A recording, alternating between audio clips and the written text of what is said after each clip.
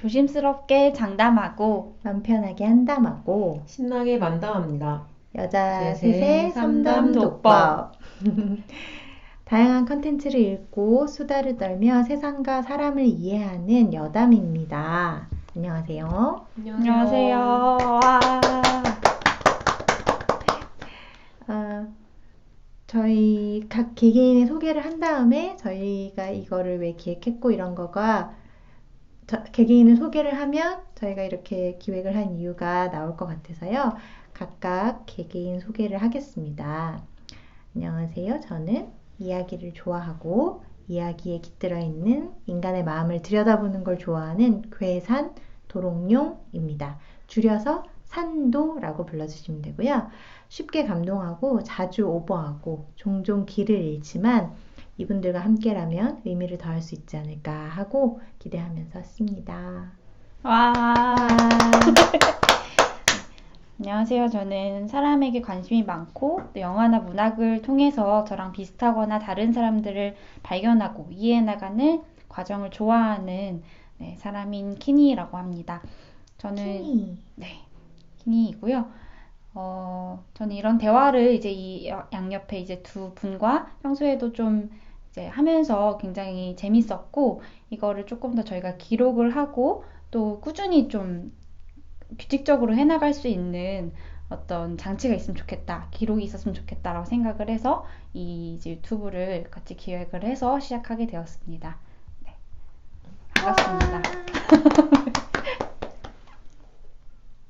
안녕하세요. 파괴왕 개국치입니다. 저는 어깨를 좀 더 보여주세요. 파괴왕 개국치입니다. 저는 좋아하는 게 많고 싫어하는 것도 많은데요. 좋아하는 걸 좀 더 좋아하고 싫어하는 거에서도 좋아하는 걸 좀 찾아보고 싶어서 참여하게 되었고요. 그 두 친구들과 항상 만날 때마다 생각한 게 세상을 조금은 다른 시선, 여기서 다른 시선은 좀 더 긍정적인 좋은 면을 발견할 수 있게 해주는 친구들이라서 앞서 말한 것처럼 싫은 데서도 좋은 걸 발견할 수 있길 바라고 좋은 거는 더 좋아지고 싶어서 하게 됐습니다.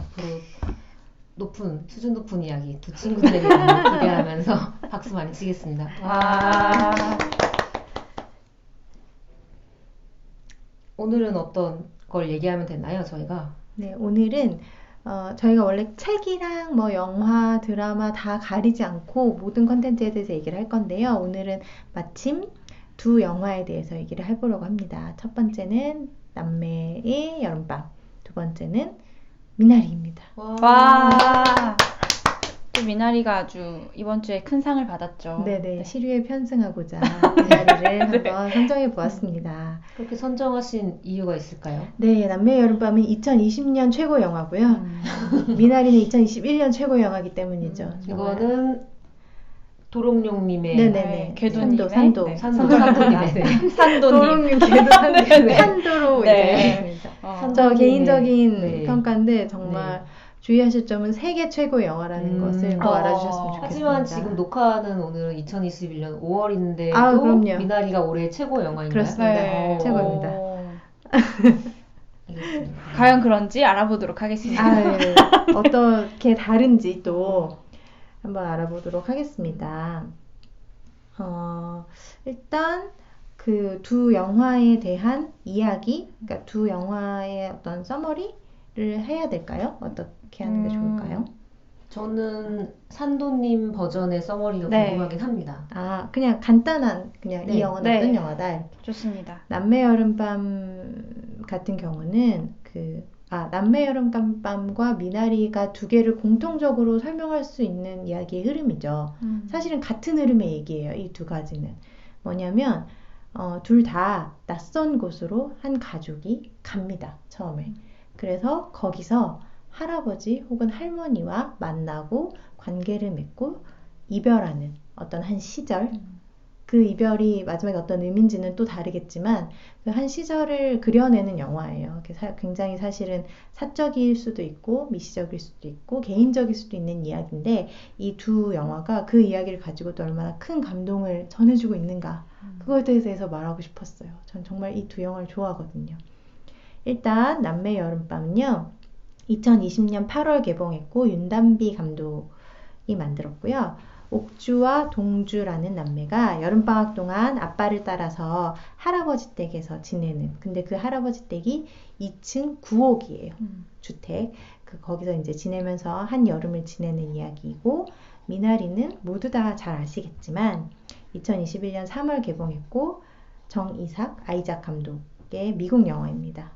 이거는 1980년대에 미국 이민을 간 제이콥과 모니카 가족의 이야기입니다. 아칸소에 가서 농장을 시작하면서 한국의 외할머니 순자가 건너와서 벌어지는 이야기를 다루고 있죠. 네. 네, 좋은 요약 감사합니다. 너무 제가 골라서 너무 말을 많이 하게 되네요. 아니요, 좋은데요? 네. 네. 일단 저는 어떤 식으로 했냐면 남매 여름밤과 미나리를 같이 얘기를 하고 그 다음에 각 영화에 대해서 또 좀 더 자세히 얘기하는 식으로 해보려고 해요. 그래서 남매 여름밤과 미나리가 그 감독의 자전적인 이야기를 굉장히 반영한 영화잖아요. 둘 다.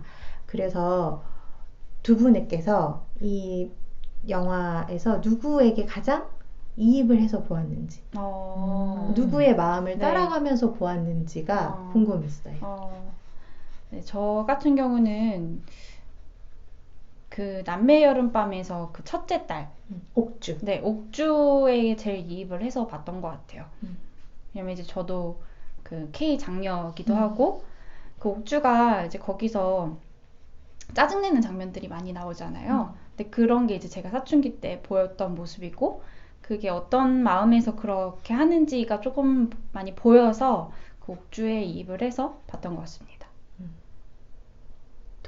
개복치님은요? 저는 남매 여름밤에서는 저도 마찬가지로 옥주였는데요.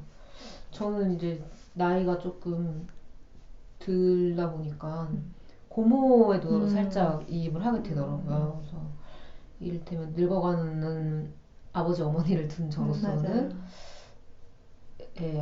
내가 저런 상황에 처했다면 저런 상황 뭐 다양한 상황인데 그런 생각이 들면서 기본적으로는 옥주에 굉장히 많이 이입을 했지만 간간히 고모에게도 이입을 하면서 즐겁게 봤습니다. 미나리는요? 미나리? 예, 개복치 아니 파기왕은요. 미나리 저 개복치 노노입니다. 네, 파기왕은 미나리에서는 저는 N 역할이었던 지영이죠. 예. 진짜요? 어찌 보면 첫째 딸? 가장 저 역시 K 장녀라서 그런지 모르겠는데 어떻게 보면 근데 사실 이입을 많이 했다라기에는 약간 애매한 게 하고 싶은데 많이 안 나와서 할 수가 없었어요. 맞아요. 상상을 이제 하는 가장 거죠. 분량이 예. 적었죠. 맞아요. 예, 그렇기 때문에 그리고 또 이입을 한 사람이 있다. 아무래도 한예리 그 역할을 맡았던 엄마가 왔을 때 막 어쩔 줄 몰라면서 막 오열도 아닌데 막 그거 어쩔 줄 몰라서 너무 좋아하면서 미안해하면서 뭐 그런 모습이라던가 남편을 보면서 소위 빡친 그런 것들을 봤을 때 절로 이입이 됐죠. 난 저거 너무 알아. 이미 다 알고 있어. 이런 심정이었습니다. 네. 산도님은 어디에 제일 이입을 하셨나요? 저는 그런 거가 재밌었어요. 이게 남의 여름밤은 감독이 투영한 인물이 옥주고 그래서 옥주한테 가장 이제 이입이 많이 될 수밖에 없는 이야기를 지녔고 저도 옥주에게 많이 이입을 했고 근데 저는 되게 이입이고 나갔다거나 아니면은 그런 것보다는 그냥 이 가족 전체를 좀 뭐라고 해야 되지? 균형감 있게 잘 다뤄서 어떤 장면에서는 저 아빠의 마음을 알겠고 어떤 장면에서는 저 꼬맹이 마음을 알겠고 어떤 장면에서 또 고모의 마음을 알겠고 막 그런 게 되게 독특하다거나 특이하게 다가왔어요. 이 영화에서 보통 한 사람을 따라가는데 그렇고 미나리도 좀 재밌었던 거는 미나리에서 감독이 투영된 인물은 우리의 데이비사잖아요. 네. 데이비사. 너무 우리 귀엽죠. 귀염둥이의 우리의 데이비사인데 근데 사실 데이비사에게 감정을 입하지는 않거든요. 그래서 그쵸. 너무 애기다 보니까. 네. 데이빗의 눈으로 본 이 어른들에게 우리가 좀 더 이입을 하고 그 사람들을 좀 바라보는 위치에 있지 않나. 되게 감독이 투영된 이야기인데도 그렇게 보게 되는 게 좀 재밌다는 생각을 좀 하긴 했어요. 키니는 미나리에서는 어떤 친구에게 이입을 했습니까? 저는 방금 그 산도님의 말씀이 좀 신기했던 게 저는 오히려 그 미나리가 모두가 주인공인 영화라고 생각을 했거든요. 그리고 남매 여름밤은 조금 더 옥주의 시선으로 보는 영화라고 생각을 해서 미나리에서는 사실은 저는 그냥 다 한 명씩 생각을 했던 것 같아요. 이 사람은 왜 그럴까? 그리고 거기서 또 그 감독이 많이 다루려고 했던 게 그렇게 이제 미국으로 이민을 간 그 세대의 가장의 모습을 많이 맞아요. 보여주려고 한 것도 네. 있잖아요. 그래서 나는 사실 그 세대를 경험해보지 않았고 저는 뭐 한국에서만 계속 자랐지만 그 당시에 그렇게 좀 아메리칸 드림을 꿈꾸고 뭐 미국으로 간 저 사람의 마음은 뭘까 이런 식으로 그냥 그 스티븐 연 역할에 대해서도 생각을 해보고 그 정말 아무 연고도 없는 미국의 딸을 위해서 온 뭐 윤여정 선생님 역할에 대해서 생각해보고 당연히 그 한예리 역할에 대해서는 가장 익숙하고 가장 쉽게 공감할 수 있는 캐릭터였던 것 같고 잘 비춰지지 않았던 캐릭터지만 앤도 그 앤의 연기가 굉장히 눈빛으로 연기를 많이 하거든요. 한예리랑 좀 비슷하다고 느꼈는데 그런 지점에서 그 어떤 충격적인 장면들 예를 들어서 할머니가 갑자기 뇌졸중이 생겨서 침대에서 소변을 보는 이런 장면을 보고 앤의 눈빛이라든가 그런 그 데이빗이 다쳤을 때 앤의 눈빛이라든가 이런 걸 보면서 저 아이는 무슨 생각을 하고 있을까 이런 식으로 또 앤에 대해서도 많이 생각을 했던 것 같아요. 맞아요. 저도 이 두 영화의 훌륭한 점이 그 지점이라고 생각해요. 한 사람을 따라가는 영화도 물론 되게 훌륭하지만 이게 어떤 가족을 다루면서 각각을 생각해 볼 수 있게 만드는 것들. 저도 미나리를 보면서 한 명 한 명 진짜 다 생각을 하게 됐었거든요. 그 정말 폴 아저씨까지도 막 생각을 하게 되니까 이 사람이 작게 나오고 많이 나오고를 떠나서 한 번을 나와도 이 사람 인생에 대해서 생각해 볼 수 있게 하는 게 굉장히 좋은 영화고 캐릭터를 굉장히 잘 다룬다고 그런 생각이 좀 들긴 했었어요. 그리고 제가 또 남매 여름밤과 미나리를 하면서 캐릭터 얘기 나왔으니까 그냥 캐릭터 얘기를 바로 해볼까요? 네, 좋습니다. 그러면은 이제 이입한 사람은 얘기를 했으니까 한번 이 사람에 대해서 말해보고 싶다라고 해야 되나? 그런 사람이 있을 것 같거든요. 아니면 뭐 다른 사람들이 이렇게 얘기를 하던데 나는 다르게 생각했어 라든지 그런 캐릭터들이 있을까요? 두 영화 다 상관없이.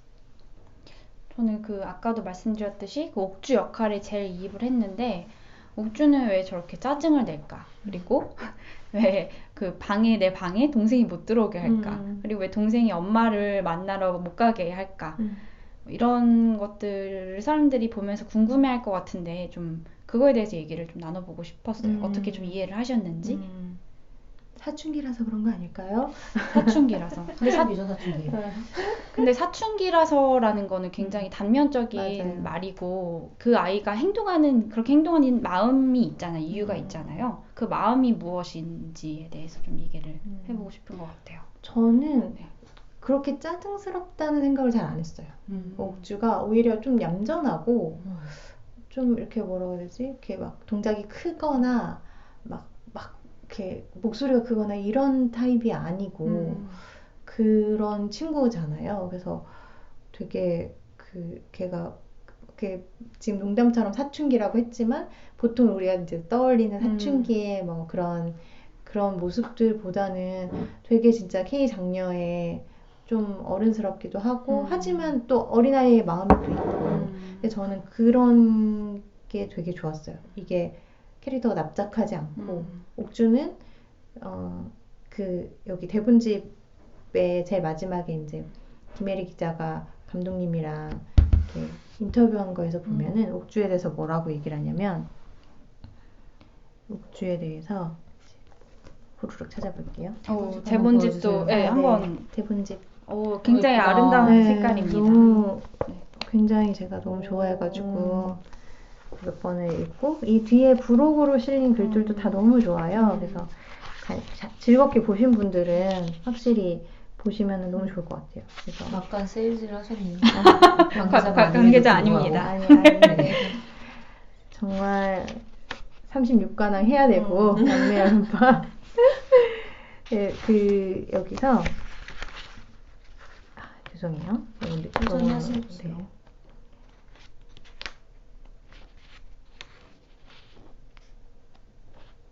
옥주라는 인물에 대해서 자존심과 긍지를 매우 중요하게 여긴다.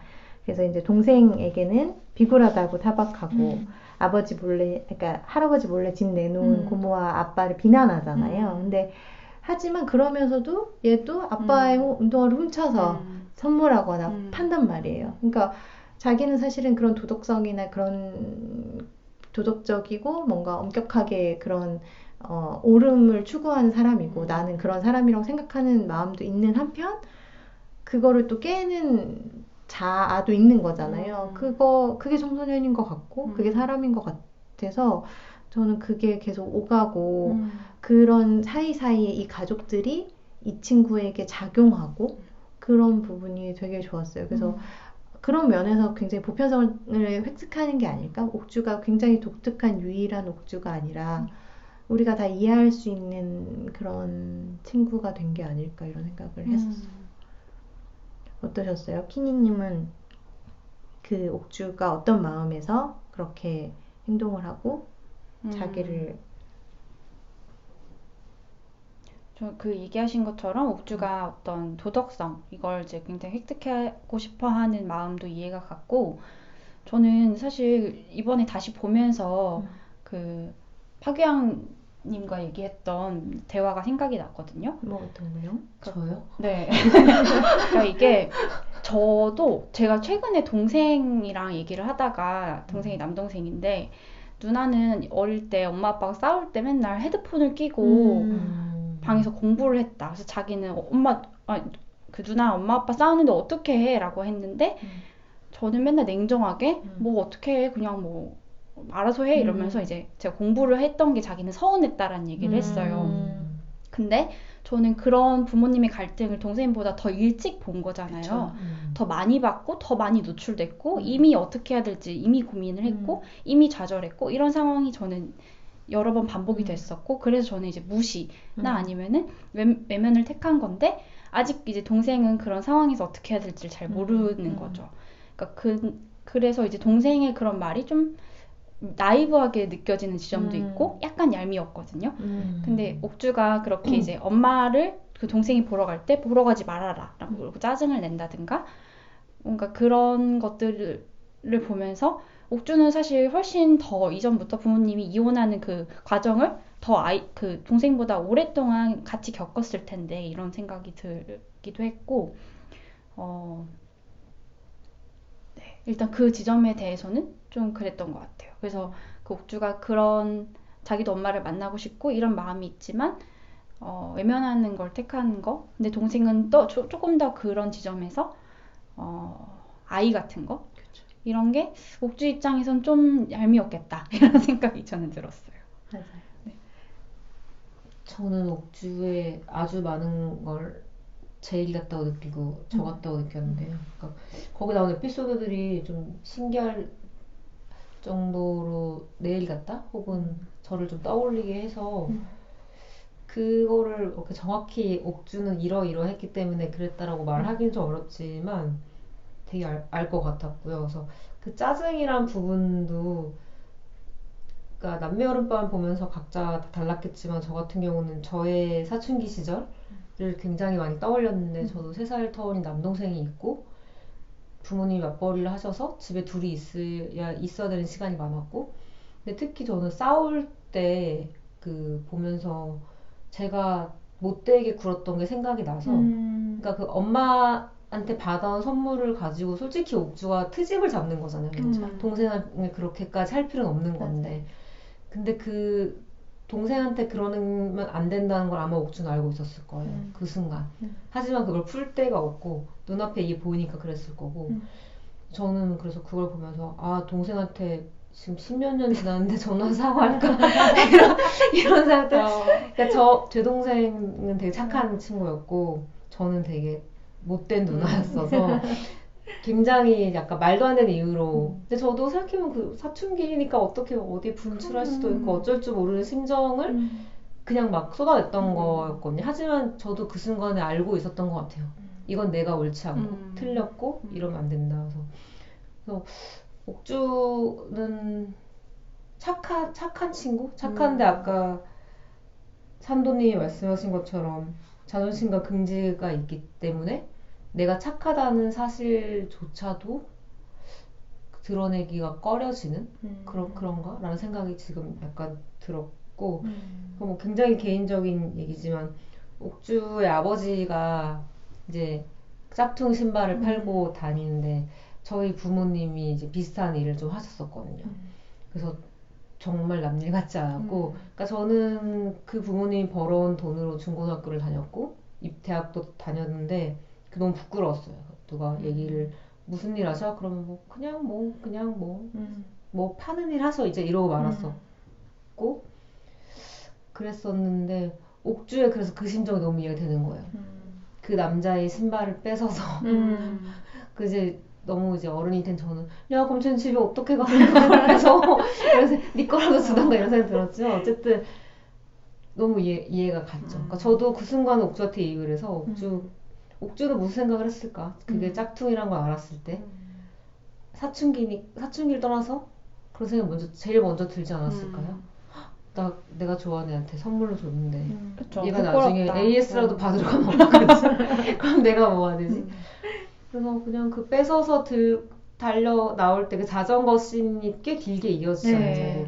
저도 거기서 눈을 떼지 못하고 되게 막 이렇게 봤는데 뭐 뭔가 되게 이상했어요. 그냥 그리고 이런 마음이 들게 하는 이 감독의 연출, 그 내용, 그 연기가 정말 훌륭하구나라는 생각이 좀 들었죠.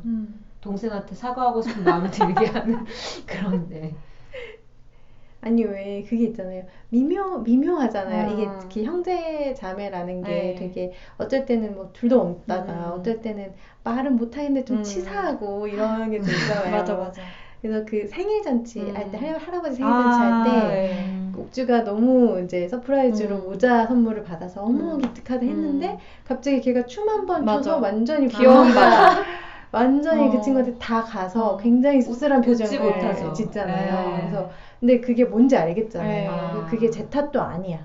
맞아, 나도 알아. 제 역할이 저거지. 막내들이 다 저렇게 하는 거지. 알지만 너무 마음이 서운하고 제가 얄밉고 뭐 그런 마음이 드는 것 같더라고요. 그래서 그게 되게 그런 디테일, 아주 작은 디테일들을 너무 잘 살려서 되게 좋았고 저는 아까 그 운동화 그 부분도 저는 그 아빠가 혼을 못 냈다는 지점이 되게 그 순간만큼은 전 사실 아빠한테 입이 좀 됐어요. 슬펐어요. 그죠. 떳떳하지 못하고 훔쳐다 판 거면은 아주 크게 혼을 낼 수도 있는 상황인데. 그럴 텐데.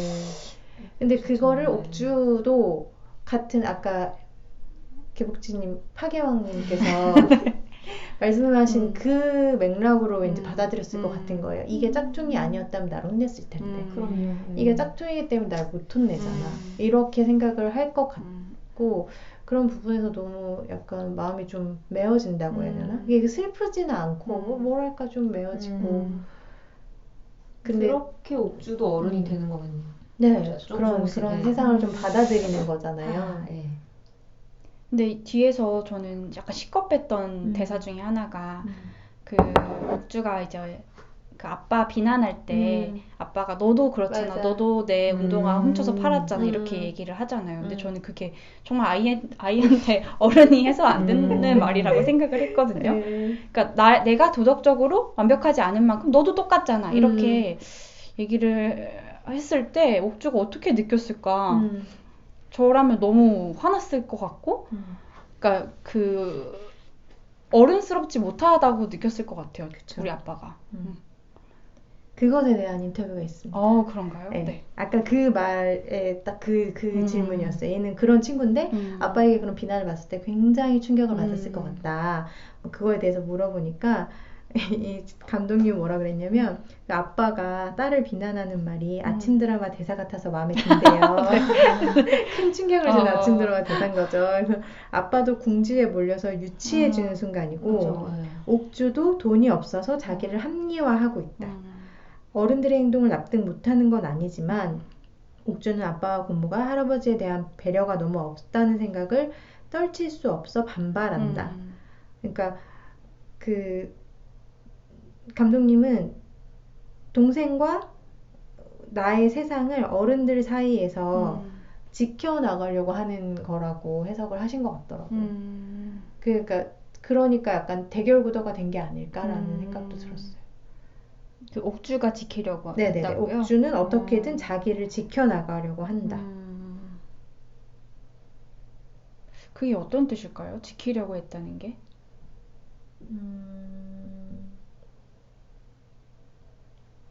그러니까 그런 거 아닐까요? 아직 어려서 아무것도 여기 그렇게 돼 있거든요. 아직 어려서 아무것도 모르는 동생과 그들만의 세상에 있는 어른들 사이에서 자기를 지키려고 하는 건데 그 어른들 세상에서는 이런 경우에서는 집을 처분하는 게 맞고 옳은 과정들인데 나는 그게 옳지 않다고 생각해서 아니고 해맑게 막 엄마 만나러 펠랑펠랑 가는데 자기 세계에서는 그건 옳지 않은 일이야. 나도 엄마 보고 싶어. 근데 만나면 안 되지. 그런 얘기. 그러니까 나의 원칙을 지키는 거라는 뜻이 아닐까요?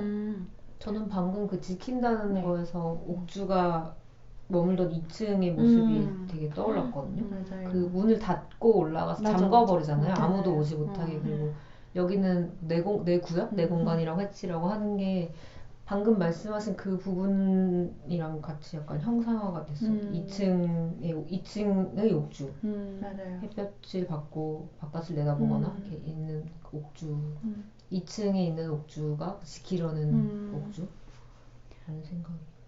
네, 얘기하시니까 저도 생각이 났는데 제가 어릴 때 저도 이제 이런 도덕적으로 굉장히 완벽하려고 했던 아이거든요. 저도요. 네. 그래서 어른들은 왜 그렇게 살지 않지라는 생각을 많이 했던 것 같아요. 그래서 예를 들어서 이제 학교에서 뭐 물절약을 하라고 알려줬는데 집에 오면 엄마는 물절약을 안 하는 거예요. 그래서 엄마는 왜 그래? 이렇게 물어보면 엄마는 횡설수설해요.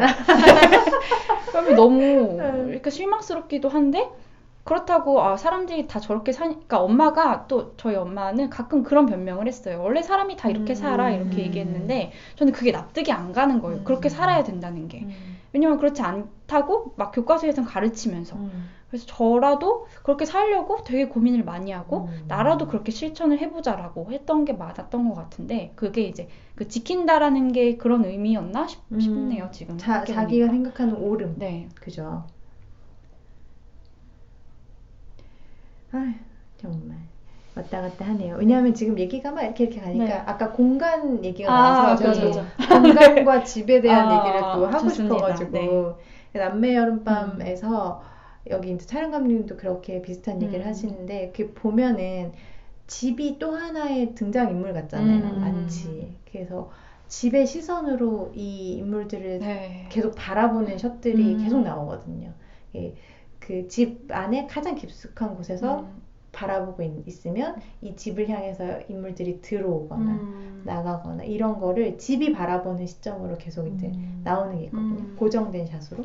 그래서 이 집이라는 그 무생물을 마치 인물처럼 쓰면서 뭔가 여기 이런 데 살아본 적이 없지만 괜히 향수가 불러일으켜지고 맞아. 좀 그런 게 되게 궁금했어요. 아니 어떻게 내가 겪은 일도 아닌데 약간 그립지? 이런 생각이 들고 그거랑 이제 더불어서 공간 아까 이제 그 공간에서 그래서 사춘기라는 말로 이제 다 표현할 수는 없지만 뭔가 사람이 성장을 하면서 내면도 그렇고 자기만의 공간이 필요하고 그걸 구축하려고 하잖아요. 저는 옥주가 그렇다고 생각했거든요. 제일 처음에 이사 올 때 그 집을 보면은 반지하에 그냥 거의 원룸 같은 곳이잖아요. 그러니까 거기서 여기로 오면서 공간이 생기고 자기 바운더리를 뭔가 필사적으로 지키려고 하는 그런 게 느껴져서 이 영화가 집과 공간을 너무 잘 쓰고 연결하면 제일 마지막에 할아버지의 부재를 보여주는 방식도 이 공간인 거잖아요. 그래서 거기가 굉장히 좋았어요. 이 영화에서 공간에 대해서 어떤 얘기가 있을까요? 일단 저도 계속 제 기억으로는 아파트에서만 살았기 때문에 전혀 그런 데 대한 추억이나 아무런 그런 게 없는데도 불구하고 말씀하신 것처럼 그리운 걸 느껴져서 좀 신기했고 엄청 호화라던가 세련되진 않잖아요. 오히려 정말 할아버지가 혼자 오랫동안 쓰셨을 것 같이 약간 많은 물건이 방치돼 있고 낡았고, 근데 그런 면이 더 좋았고, 그냥 그러게요. 그냥 저는 되게 그 공간 너무 좋았어요. 그 밖에서 바라봤을 때 그 조명을 받은 모습. 맞아요. 빛이 너무 잘 들어. 이라던가. 네.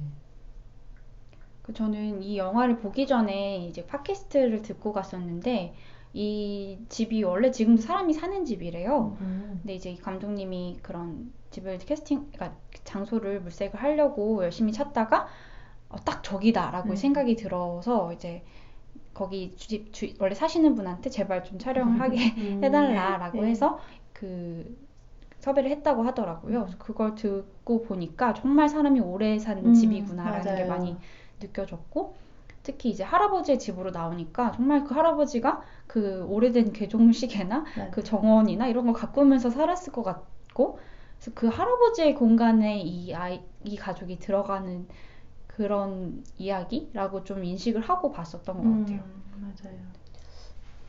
그 아버지가 동주한테 장난을 치잖아요. 네. 그리고 나서 그날 저녁에 자기도 아버지한테 그런 장난을 당했던 그런 얘기를 할 때 뭐 내가 1층에서 있을 때 저는 그래서 그게 저는 어렸을 때 추억이 담긴 집이 지금 아니니까 저라면 저 집이 너무 소중하고 진짜 말 그대로 대대손손 물려주고 싶을 것 같다는 생각이 좀 들었거든요.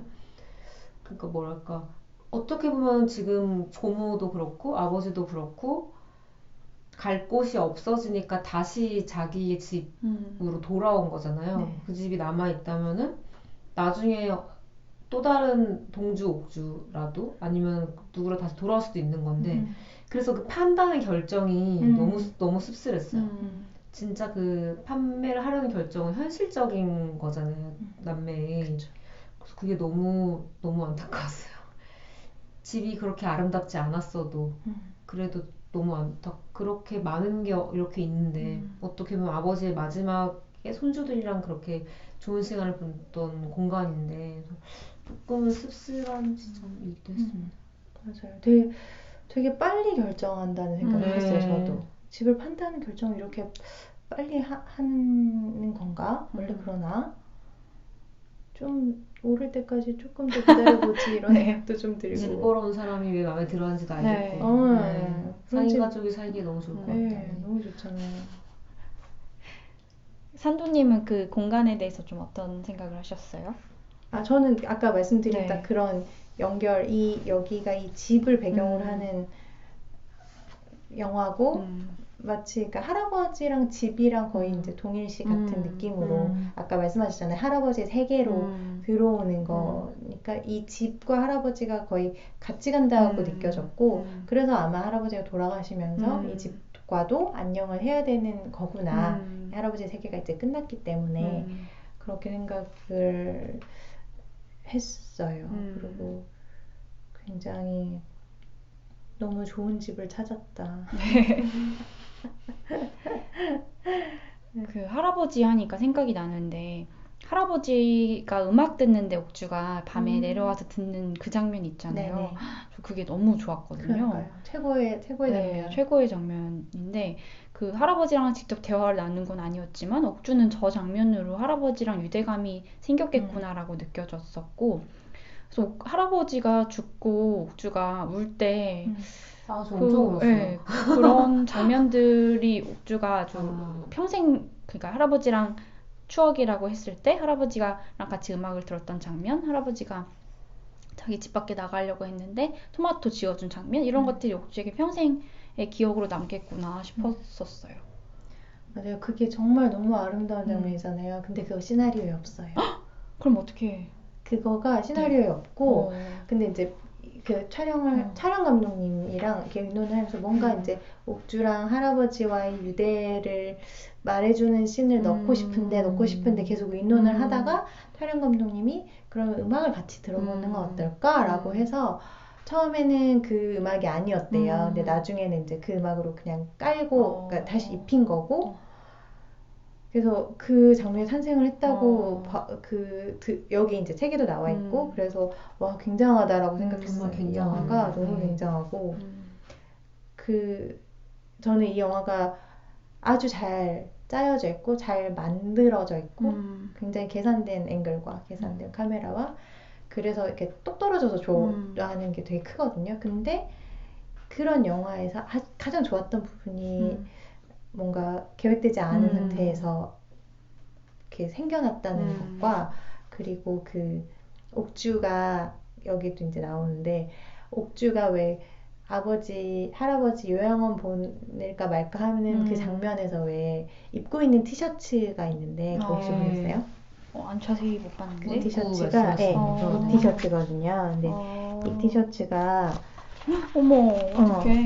파블로 네루다의 어떡해. 시를 근데 이게 그냥 이 친구의 옷이래요. 정말 일부러 입고 온 것도 공교롭네요, 아니고 그렇죠. 정말 공교롭게 개인 의상인데 파블로 네루다의 식구인 거예요. 그래서 이 영화를 대변해주는 것만 같은 문장이잖아요. 너무 좋네요. 그래서 이게 소름 돋았어요. 그죠. 그래서 저는 이런 얘기를 너무 좋아해서 정말 잘 만들어진 어떤 것이 더욱 아름다워지는데 우연과 행운이 도와주는 이렇게 이 사람들의 최선을 이렇게 영차 약간 밀어주는 이런 이야기를 너무 좋아해서 이 영화 정말 최고의 영화다. 다시 한번 생각했어요. 그리고 이거는 이제 또 같이 얘기해보고 싶은 게 할아버지 장면을 말씀을 해주셨으니까 우리가 지금 정말 남매 여름밤 얘기만 많이 하고 그쵸. 있는데 미나리와 미나리 이제 연결지어서. 잠시 후에 또 할 텐데 네. 그 미나리와 남매 여름밤을 보면 또 이제 노인에 대해서 생각을 안 해볼 그쵸. 수가 없잖아요. 그래서 미나리와 그 남매 여름밤을 보면서 노인을 이제 이 영화들이 다루는 바라보는 방식 그리고 그 영화를 보고 내가 또 생각하게 되는 노인과 늙음과 이런 것들에 대해서 얘기를 해보면 참 좋을 것 같다는 생각을 했어요. 저는 두 영화가 아예 그 할아버지와 할머니를 다루는 방식이 좀 다르다고 느꼈거든요. 네. 왜냐면 남매 여름밤 할아버지는 거의 말을 안 하세요. 맞아요. 정말 조용히 미소만 짓고 거의 그러시다가 갑자기 아프시고 돌아가시거든요. 근데 이제 미나리의 할머니, 그러니까 여긴 이 남매 여름밤은 할아버지의 공간에 이제 가족들이 들어와서 할아버지는 조용히 있으시고 결국 이제 사라지는 존재라면은 그 미나리의 할머니는 미나리가 그 가족들이 살고 있었던 그 집에 할머니가 들어오시는 거잖아요. 그리고 많은 균열을 일으키시거든요. 그리고 결국에 결말에도 굉장히 큰 기여를 하시는 아주 큰 인물인데 거기 너무 억장이 무너졌어요. 그 두 가지가 아주 다르다라고 느껴졌었고 그리고 저희가 이제 옥주와 할아버지의 연대에 대해서 유대감에 대해서 얘기를 했는데 저는 그 미나리에서 애는 할머니랑의 기억이 거의 없을 것 같다는 생각이 들었어요.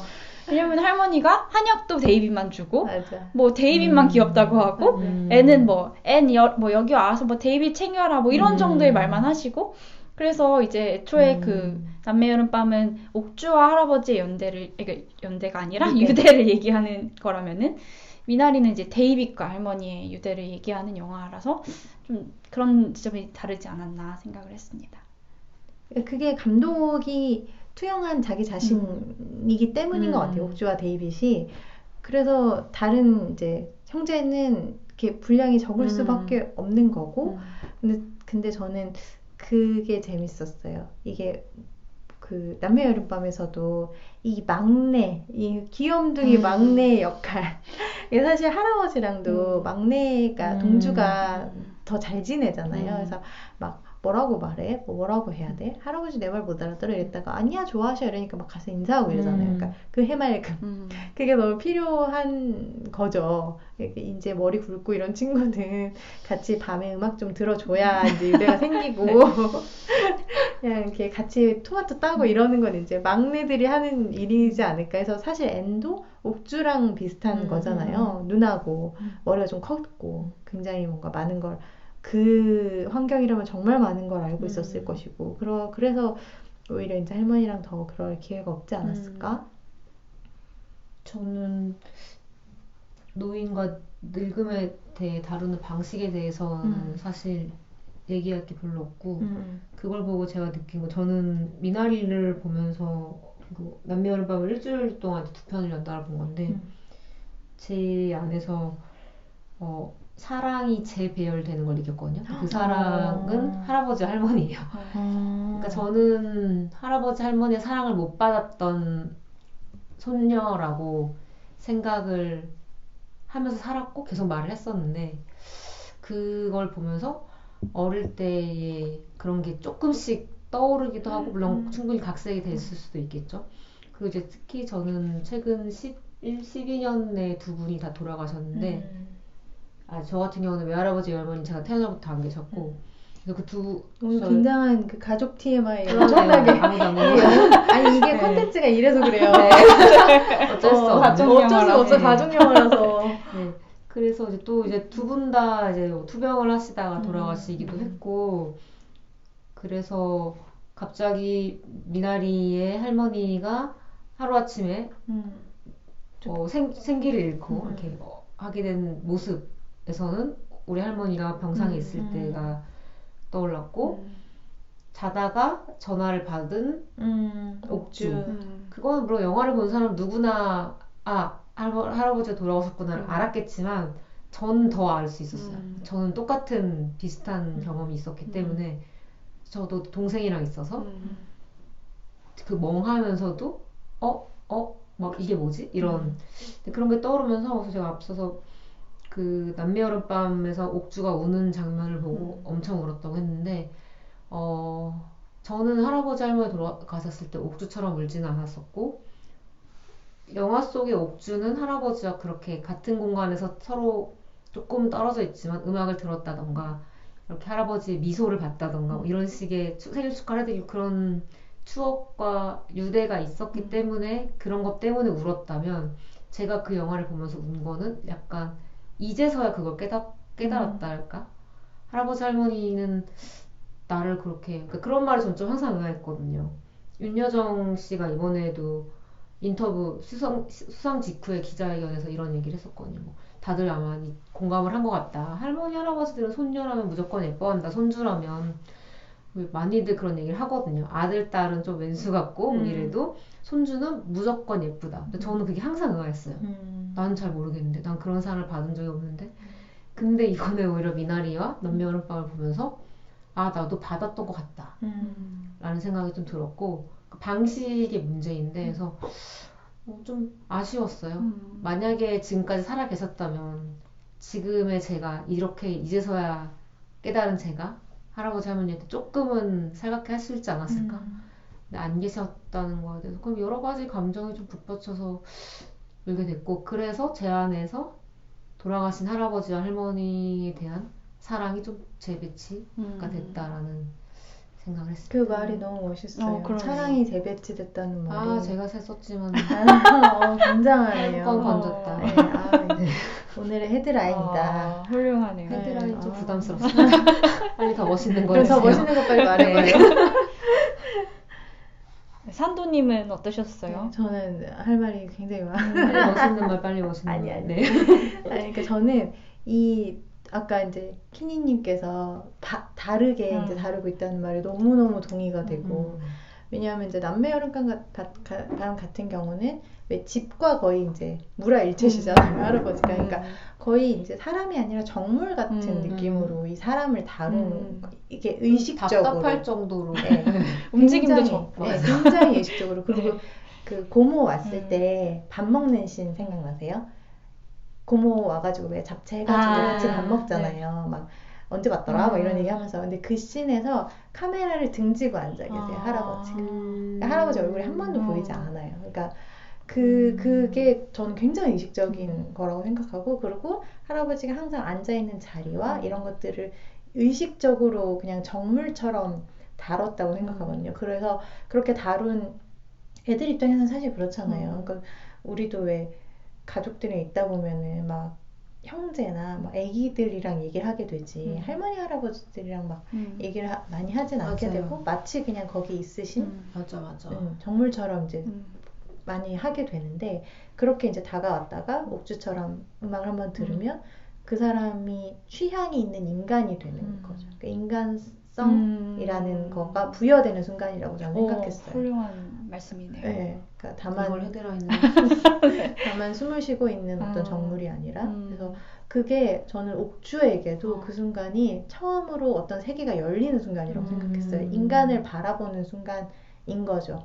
우리는 보통 이제 부모님이나 아니면 할아버지, 할아버지를 역할로만 생각하기 마련이잖아요. 나와의 관계를 우선으로 생각하는데 그 사람도 어떤 독립된 인간이고 그런 시간에 좋아하는 음악을 듣고 좋아하는 맥주를 마시는 독립된 개체의 인간이라는 생각을 사실 잘 못하는데 그런 순간이 딱 오면은 그러니까 타인으로 느끼면 어른이 조금 되는 것 같거든요. 그래서 그 순간이 옥주에게도 그 순간이지 않았을까라는 생각이 들었고 그래서 이 사람을 정물로 생각했기 때문에 나중에 아까 얘기했던 부재의 방식도 그 정물이 없는 자리를 보여주는 거죠. 그러니까 어떤 자리가 있다는 것은 물리적인 무게가 있어야지만 자리가 필요하고 자리가 있는 거잖아요. 근데 그게 떠났을 때의 표시도 물리적인 존재였기 때문인 건 거죠. 그래서 그 노인을 다루는 방식이 처음부터 끝까지 굉장히 일관적이고 너무 좋다 이렇게 생각을 했어요. 그래서 미나리는 그러니까 제가 좀 저도 개인적인 이제 일들이 있어서 이렇게 막 할아버지, 할머니, 어머니, 아버지 막 돌아가시고 이러면 약간 미칠 것 같아. 그래서 너무 이제 이렇게 그쪽으로 마음을 많이 쏟으면서 이렇게 보게 되나 봐요. 그래서 저는 미나리를 보면서도 진짜 많이 울었고 그 남매 여름밤을 보면서도 정말 마스크가 흠뻑적게 울었는데 제가 보면서 계속 생각했던 거는 패기, 쓸모 이거였어요. 그러니까 앞에 병아리 얘기하면서 패기가 뭐예요? 맛도 없고 뭐 쓸모가 없어. 쓸모없으면은 버려지는 거야. 이런 느낌이고 그러니까 노인을 바라보는 시선이 사실은 그렇고 모두가 그래서 이제 할머니가 저는 뭐가 제일 억장이 무너졌냐면 할머니가 처음에 왔을 때는 나 음식도 못해 뭐 아무것도 못해 이러고 그냥 TV 보면서 깔깔깔 해줬잖아요. 자기 좋아하는 그냥 미나리나 심고 막 애랑 놀리고 막 이런 걸 하시다가 아프시고 난 다음에 자꾸 뭘 닦는다? 자꾸 뭘 닦고 물을 따르고 자신의 쓸모를 계속 증명하고자 하는 인간인 것 같은 거예요. 그래서 너무 억장이 무너지는 거예요. 마지막에 사실 그 사고도 그래서 일어난 거잖아요. 그냥 가만히 계시면 되는데 뭐라도 해보려고 하는 거잖아요. 왜냐하면 나는 이제 쓸모없는 인간이 되면 안 되니까. 그래서 그거를 저 와중에 끝까지 증명해야 되는 것이 노년의 삶이고 그러면서 더 큰 비극이 어쩌면 찾아오고 그런 것이 노년이라는 사실이 계속 그러니까 쓸모와 패기와 노인 이게 너무 이제 마음에 와닿아서 진짜 많이 울었어요. 근데 그거를 이제 아이가 손을 잡아주고 같이 가자 해주고 이래서 너무 이제 다행이었고 원래 엔딩이 죽는 거였대요 할머니가. 들었어요. 그랬다면 최고의 영화가 될 수 없었을 것 그렇죠. 지금의 엔딩이 너무 훌륭하죠. 그래서 왜 마지막에 가족들이 잠든 걸 보는 그 할머니가 약간 산자도 죽은 자도 아닌 것 같은 느낌이지 않아요? 이렇게 맞아요. 네, 앉아서 이렇게 가만히 보는데 이상하잖아요. 할머니는 같이 안 자고 다 자고 있는데 저 때는 밤인지 낮인지도 모르겠고 근데 앉아서 저 사람들이 이렇게 막 눈이 굉장히 검은 눈동자가 크게 나오면서 계속 보고 있거든요. 그래서 죽는 엔딩에서 그걸 찍지 않았을까? 라는 생각도 좀 들었어요. 근데 할머니가 심은 미나리만 남잖아요, 결국에. 네. 그거는 사실 쓸모를 생각하시고 심으신 건 아닌데 그냥 그쵸. 재미로 맞아요. 심으신 건데. 맞아요. 그래서 잘 그냥 알아서 잘 자라는 식물인 거잖아요. 저는 저 미나리로 근근히 생기를 이어겠구나라는 생각을 좀 했습니다. 그렇죠. 할머니가 아니었다면. 그렇죠. 근데 왜 그런 결말이었을까요? 미나리만 잘 자라는 결말이었을까요?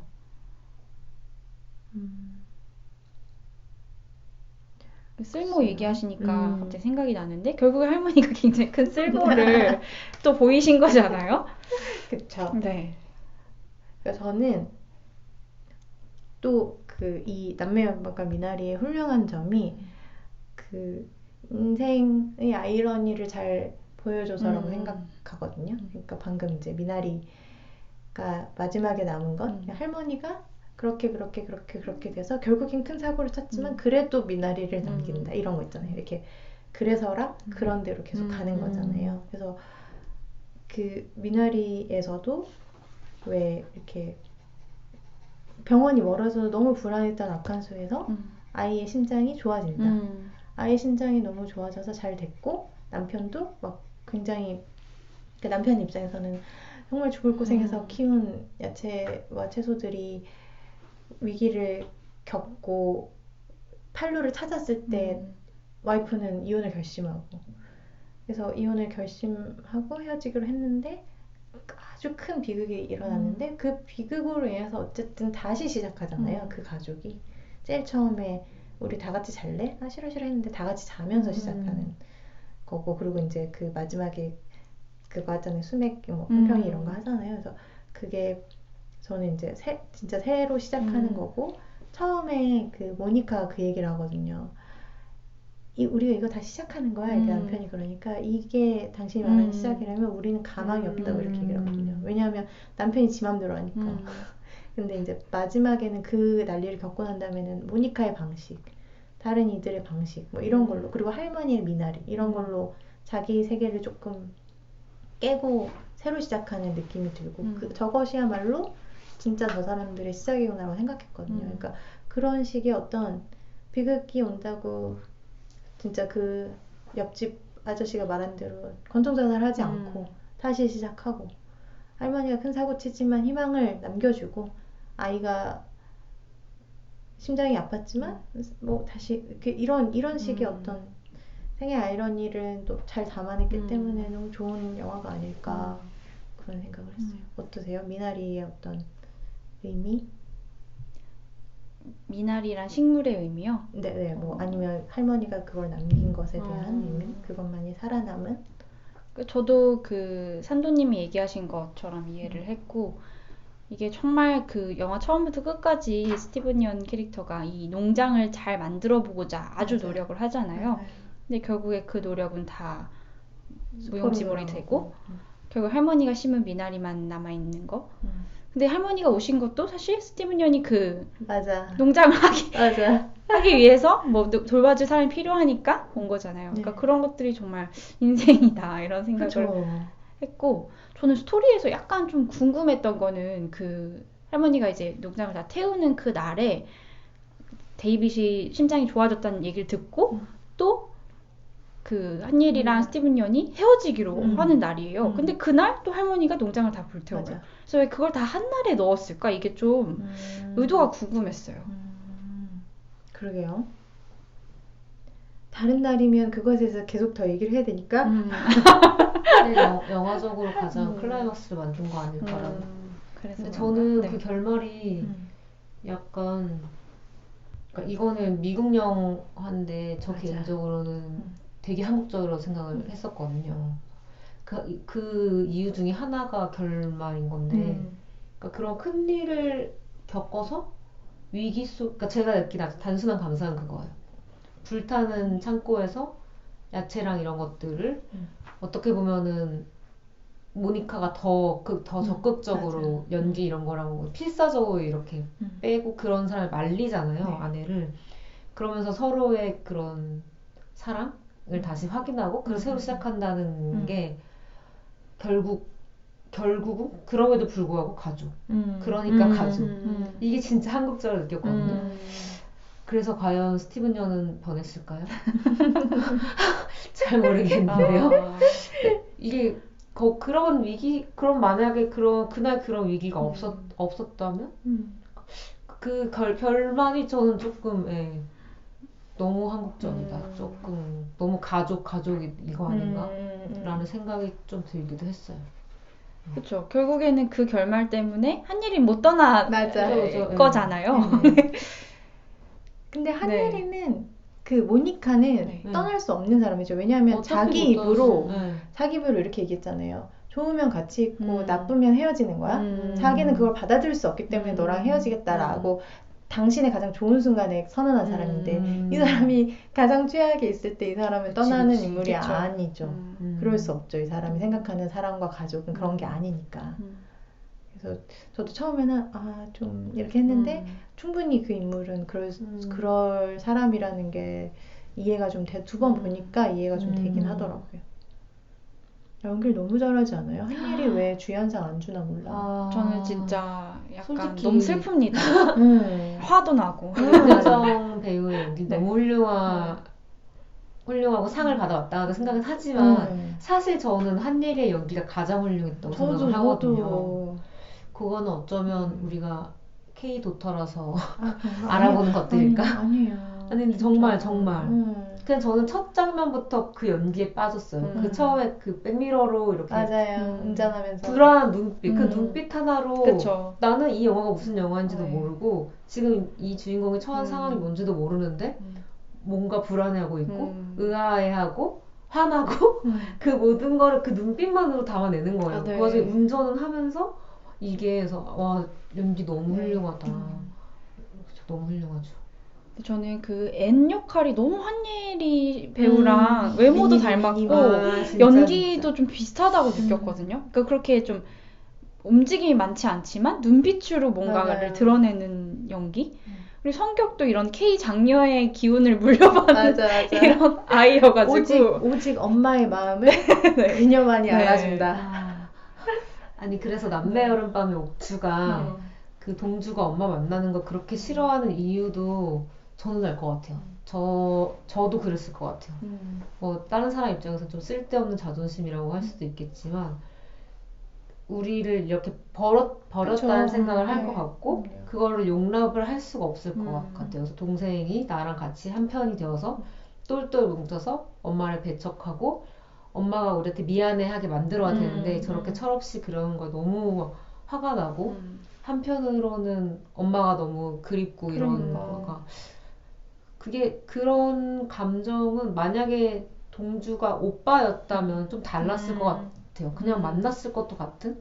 하지만 옥주가 누나고 그러니까 누나는 여자이기 때문에 그랬던 게 아닌가라는 생각이 갑자기 들었습니다. 맞아요. 저는 그 생각도 했어요. 그 고모와의 관계가 되게 좋잖아요, 옥주가. 저 너무 신기했어요. 고모랑 있을 때 가장 편안하게 느껴지고. 고모는 모기장 안으로 들이잖아요. 동주는 그렇게 양알차게.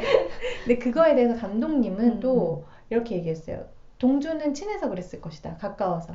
오히려 고모가 좀 어려워서 거절을 못하는 느낌 있잖아요. 그래서 그 나이 때는 어른에게 어른이고. 조금 잘 보이고 싶은 마음이 있어서 그랬지 않았을까라고 하는데 그것도 되게 이해가 가더라고요. 그래서 근데 이제 모기장을 같이 쓰면서는 좀 더 친해졌을 것이다 라고 했는데 저는 고모가 이제 들어오는 방식이 마치 이 가정에 없는 여성 보호자 맞아요. 엄마를 맞아요. 대신해서 같이 막 음식도 와서 하고 음식하고 하고 이런 식으로 이제 이것저것 딸과의 챙기고. 굉장히 친밀한 관계도 가지고 그런 역할로 들어온 처음에 이제 입장을 한 걸 보고 그리고 지금 이제 엄마에 대한 얘기를 파기양님이 하신 걸 보고 옥주도 엄마랑 그렇게 친하지 않았을까? 그래서 더 화가 나지 마음 너무 않았을까? 아프네요, 그죠? 그러면. 그런 그쵸. 생각이 지금 막 들었어요. 근데 저는 마지막에 그 장례식장 장면에서 진짜 많이 울었는데 너무 슬프다. 그러니까 얘가 너무 그거를 바라고 있었던 거잖아요. 엄마를 너무 그리워하고 근데 그거를 딱 이렇게 확인하는 순간이어서 마음이 그리고 앞서 말씀하셨던 그 할아버지 생일날 춤추는 동주를 보고 웃지 못했던 옥주가 맞아요. 그 환상에서는 거기서는 맞아요. 굉장히 웃어요. 밝게 웃거든요. 네. 그것도 되게 인상적이었어요. 저도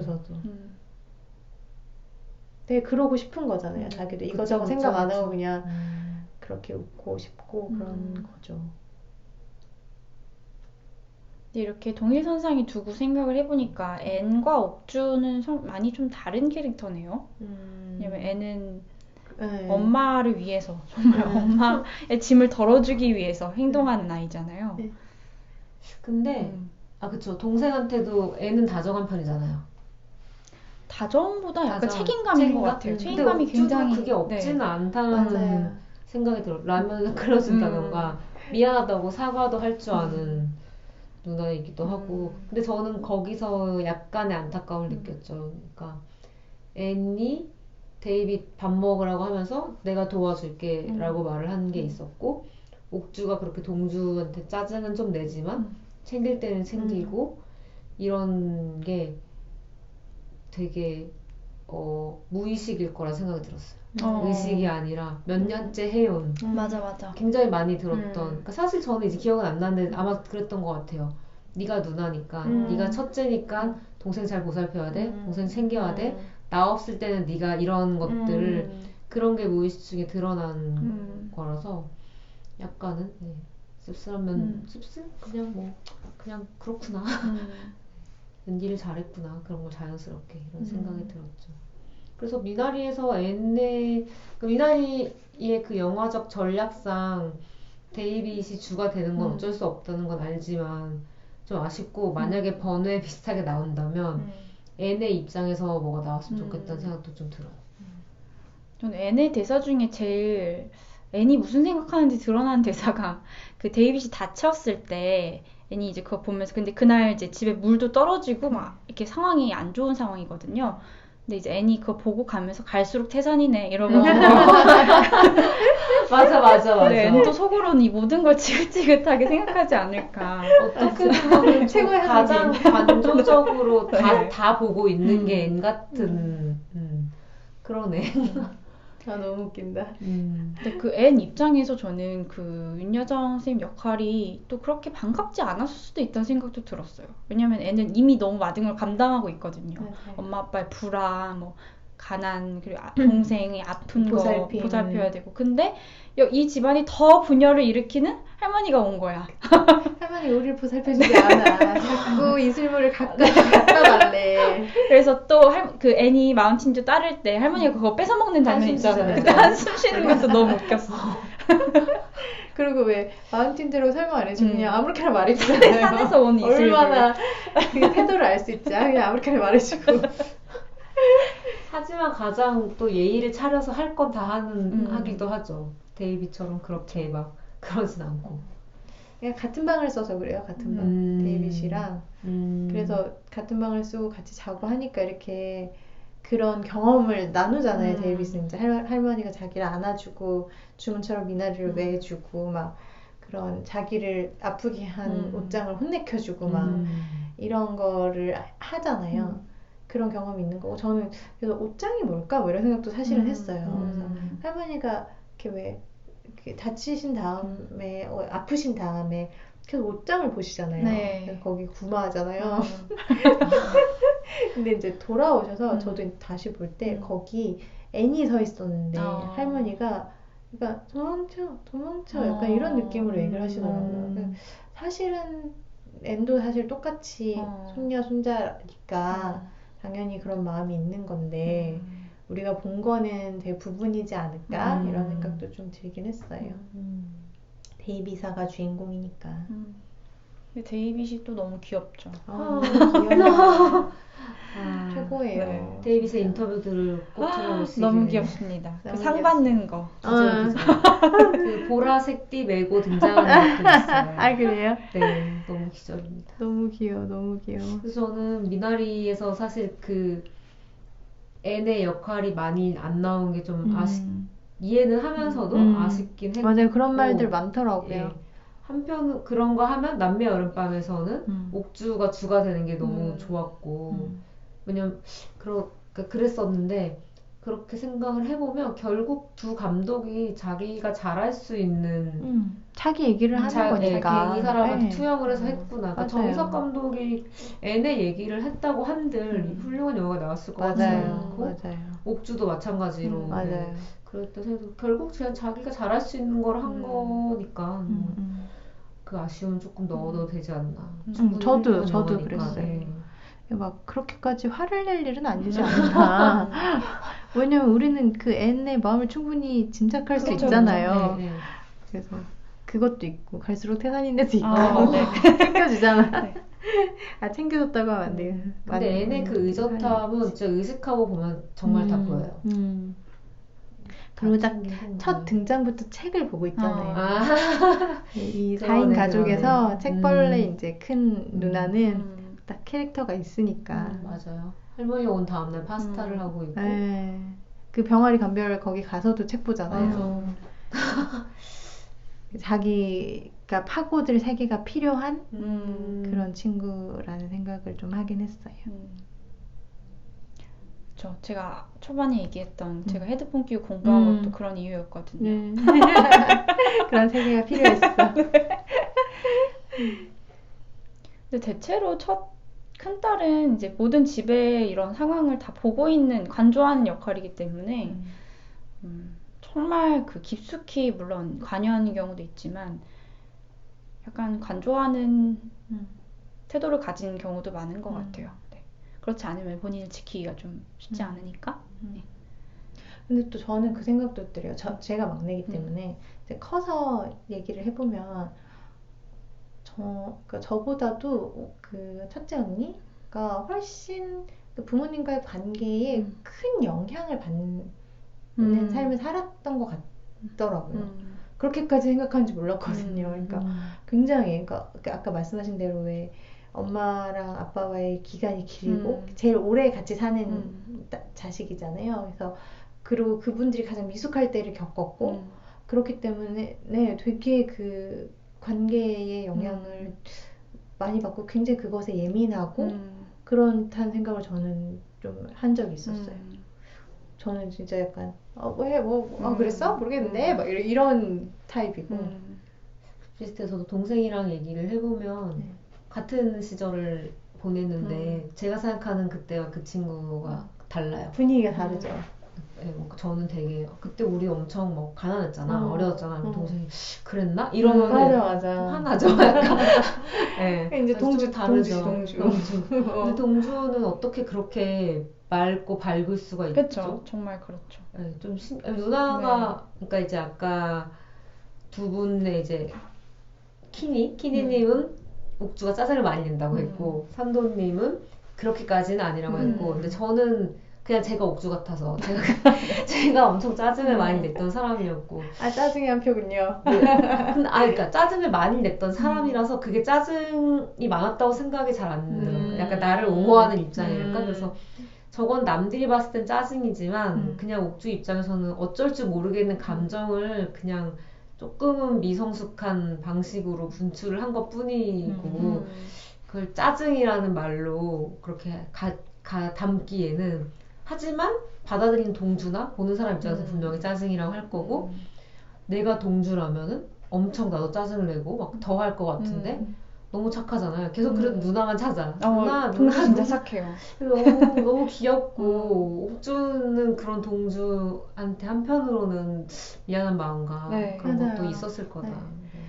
그러니까 그 옥주 캐릭터에서 계속 느껴졌던 게 어떤 행동을 하고 본인이 계속 후회하거나 나 스스로에게 실망하거나 이런 게 너무 느껴져서 되게 그 지점이 공감이 갔던 것 같아요. 저도 이제 지금도 물론 그렇지만 그 시절엔 더더욱 내가 되고 싶은 나와 지금의 내가 다르게 행동하는 게 있고 쌍꺼풀 수술도 못하고 근데 또 어떤 그 욕망도 되게 여러 가지 욕망이 있잖아요. 좋은 사람이 되고 싶은 동시에 뭐 사랑받고 싶기도 하고 그러니까 쌍꺼풀 수술도 하고 싶고 그러니까 이런 것들을 되게 잘 보여줬던 것 같아요.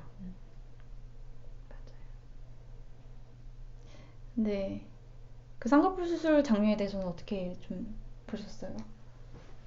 약간 생뚱맞은 느낌이 있었는데 한편으로는 그러니까 저는 그 초반에 옥주의 그런 태도들이 나이답지 않는 성숙함을 느꼈었거든요. 그때 막 되게 아빠를 보는 표정이라던가 조금 약간 한심해하기도 하고 뭐 그 할아버지 집에 도착해서 둘러볼 때라던가 그냥 그런 얼굴에서 애수가 느껴지고 근데 그 쌍꺼풀로 고민을 하고 집안 사정을 뻔히 알면서도 아빠한테 그렇게까지 말하는 거 보면서 옥주라는 캐릭터가 조금 더 실제하는 캐릭터라는 그러니까 좀 신격화까지는 물론 아니지만 느낌에서 좀 더 보통의 사람이 된 것 같아서 친근감이 느껴지는 저 친구도 결국은 조금 어린 아이구나 이렇게 외모에 신경 쓰고 저는 그런 느낌을 받았습니다. 근데 또 아빠한테 돈을 달라고 하진 않잖아요. 빌려달라고 하는 것도 자존심이네요. 그쵸, 자존심. 그러네. 친구. 맞아. 아빠 운동 훔쳐가지고 돈 벌면서. 그런 분들이 아마 엄마를 닮지 않았을까요? 아빠한테서 보기 어려운 그러니까 엄마한테 더 화가 날 것 같아. 아빠는 적어도 제가 봤을 때 동주가 비슷한 것 같거든요. 맞아요. 그 두 아빠 캐릭터에 대해서는 어떻게 좀 맞아요. 보셨어요? 그것도 꼭 얘기해보고 싶었어요. 어떠셨어요? 저는 네. 저는 남매 여름밤 아빠 좋았어요. 다정하고 혼내지 않고 막 큰 소리 내지 않잖아요. 마지막에 좀 비열한 말을 하긴 했지만 뭐 이렇게 사람 그럴 수 있지. 그 사람도 사람인데 비난을 받으면 나도 반격을 해야지. 뭐 언제나 부모의 역할에 충실한 사람은 없으니까. 그래서 저는 이렇게 전반적으로 되게 뭔가 있을 법하면서도 있을 법하지 않은 그 전혀 뭐랄까 위협적인 구석이 없잖아요. 이 사람이 누구에게도. 물론 굉장히 이렇게 있을 법하다고 생각했던 건 뭐냐면 병원에서 아버지 그것도 그렇고 네. 그런 거 있잖아요. 고모가 처음 등장하는 장면에서 고모는 와가지고 아버지 괜찮아요 이러면서 얼굴을 보면서 계속 얘기를 해요. 그래서 그걸 보면서 K 도터 우리의 딸이다. 너무 많이 해봤고 안다. 근데 이제 이 사람은 아버지를 너무 이제 막 그 싫어하거나 이런 것도 아니지만 뭐라고 하냐면 어색해. 아버지 일어나세요 이러거든요. 이제 가요 일어나세요 이래요. 근데 그때 이제 고모는 얼굴을 보면서 괜찮으세요 하면서 막 부축을 하거든요. 그러니까 너무 극명하게 드러나는 이 차이다. 하지만 그 사람이 그렇다고 해서 나쁜 사람이냐? 그건 아니고. 그리고 저는 막 이렇게 그 화목한 가정에 잘 안 되는 사람이라고 저는 생각을 했어요. 그래서 옥주랑 동주도 저는 이제 막 그런 아빠를 가진 거는 나는 괜찮지 않을까? 이런 생각을 좀 했어요. 그 아빠는 좋았어요. 여러분. 좋았어요. 저는 약간 다른 것 같아요. 일단 저는 미나리의 데이빗의 아빠를 보면서 네네. 저희 아빠가 너무 떠올랐고 그런 정말 뭐 10년 동안 병아리의 뒷모습만 보면서 그럴 수 없지 않냐 없지 않냐라고 해서 그렇게 버리는 근데 사실 이렇게 영화 밖에서 저희는 너무 한심하고 저는 좀 그러니까 좀 한심하고 무모하고 저렇게 저래도 되나? 저러다 진짜 쫄딱 망하면 어쩌려고 저러지 나중에? 라는 생각이 들었는데 이해가 한편 너무 가고 그 답답함을 한 살이라도 더 먹기 전에 일단 뭐라도 해보겠다라는 그게 너무 이해가 갔고 저희 아버지는 생활력이 되게 강한 사람이고 뭐 성공까지는 아니어도 되게 어렵게 지내다가 뭐 지금은 비교적 편하게 지내고 있는데 그게 되게 저희 아빠랑 오버랩이 많이 돼서 그러니까 너무 싫었어요. 그 캐릭터 너무 싫었는데 아주 싫어할 수는 없는 거예요. 왜냐면 너무 우리 아빠 같고 그때 나중에 위기가 있을 때 그러니까 스티븐 연 연기를 너무 잘한 거죠. 아주 미워할 수는 없게 그 고뇌하는 모습이라던가 그리고 그 한예리 스티븐 연 둘의 연기가 가장 저는 돋보였던 때가 그 계약을 성사시키고 나서 아이들을 차에 놓고 둘이 약간 말다툼을 할 때 마지막에 그 눈빛이 너무 잘하더라고요. 진짜 그거 진짜 그냥 말을 이을 수 없게 계속 그 둘만 보고 있게 되는. 근데 그때 저는 스티븐 연이 좀 안쓰러웠어요. 그래서 그랬었고 그런가 하면은 옥주와 동주의 아버지는 산돈니의 말처럼 너무 좋죠. 너무 제가 지나가다가 만난다던가 뭐 상사로 만난다던가 그러면 너무 좋아할 것 같은데 능력이 없을 뿐이 근데 그 능력이 없는 게 그것도 사람이 마냥 좋기만 한 게 과연 좋은 것인가? 결과적으로는 그렇게 집도 팔아야 되고 여동생한테도 어떻게 보면 피해를 줬던 거잖아요. 네. 그런 모습이 잘 모르겠어요. 그게 과연 아주 좋기만 한 건지에 대해서는 뭐 이혼을 한 이유가 전혀 나오진 않지만 그런 것도 조금 영향을 미치지 않았을까라는 생각이 들어서 그 중간에 뭐 중국에 갔다 왔다 이런 거라든지 아니면 뭐 계속 그 사람한테 이거는 뭐 잘 벌어요 라든지 그러니까 그 이거는 잘 벌어요 그게 그 보면은 고모가 우리 오빠 참 넉살이 좋아 이러는데 그 넉살이 필요할 때가 그럴 때 아닌가요? 이거는 잘 벌어요 할 때 조금 더 구체적으로 뭔가를 이렇게 한다던가 그러니까 그런 슈퍼마켓에서의 넉살 뿐만 아니라 거기서 버너를 무료로 얻어오는 그런 넉살 뿐만 아니라 보면은 왜 신발 팔 때도 말도 잘 못 붙이고 그냥 있잖아요. 그러니까 좀 안쓰럽기도 하고 뭐 이런저런 복합적인 생각이 들었습니다. 네. 저는 거기서는 정말 모르지라는 생각을 했어요. 그러니까 가족이고 사이가 되게 좋은 남매잖아요. 물론 오래 안 만났지만 근데 사실 이 사람은 그렇게 방송을 하는 것도 계속 연습을 해야 되고 이렇게 뭐지 그 판촉에는 영 덤벼있고 넉살이라고는 없는 사람인데 그거 번아웃나 이제 빌려왔다고 동생이 오빠 너 넉살이 좋아 굉장히 오해하고 있는 그러니까 가족들끼리 서로서로 너는 되게 그렇잖아 내가 막 그러니까 어떤 한 이미지 우리가 어렸을 때 함께했던 한 이미지만을 가지고 계속 형제 자매들이 계속 오해를 좀 하고 있는 그 이미지로만 생각하고 있는 게 아닐까 그런 생각을 거기서는 좀 했었어요.